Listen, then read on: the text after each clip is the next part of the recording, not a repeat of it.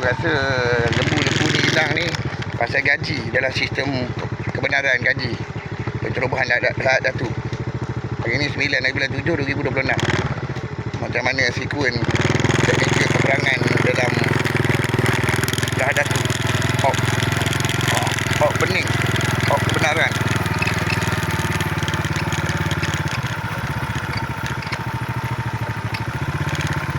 Hak permission sekerata. Okey, kita nak minta ya keselamatan buat polis ni dapatkan maklumat pasal kebenaran wahyu tadi tu.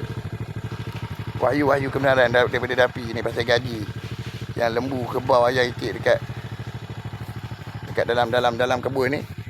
Dia jadi wahyu kebenaran untuk bayar gaji selepas pencerobohan Lahad Datu.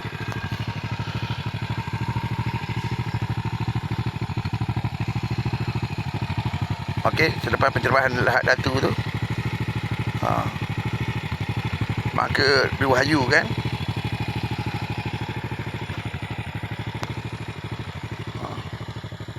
sara dengan tegarnya heroin, pedagang tegar heroin tu kepada Harry tu apa benda tu, geng-geng tu kan, geng buat penjaka tu,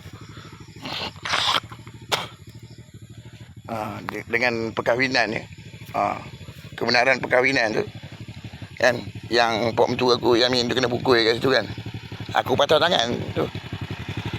Itu dalam habis dengan 22 dekat situ. Kita buat program tu, nega dekat situ sambil-sambil dengan pasukan tu. Kita nak buat bangunan baru. Duit tu mana pergi? Boleh tak SPRM dengan polis tentera ni siasat ke mana duit tu pergi? Untuk pembiayaan apa? Untuk pembiayaan wahyu Dapi ke macam mana? Ni Tuan Azhan Panglima ni kan. Ni Ketua Panglima Tuanku Sultan Ibrahim. Kat mana duit tu pergi? Aku rasa macam sesuatu lah. Sebab kau ada tanya benda ni gitu kan. Aku rasa dalam pembiayaan wahyu tu lah. Ahmad Gaddafi tu, pembiayaan wahyu tu, aku rasa dekat situ lah. Kalau tidak, ke mana lagi pergi dia kan? Dekat Mazlan Harun tu kan, dekat Ampang tu yang aku kena halau tu. Barang-barang dalam rumah aku dekat Ampang, transit Ampang tu hilang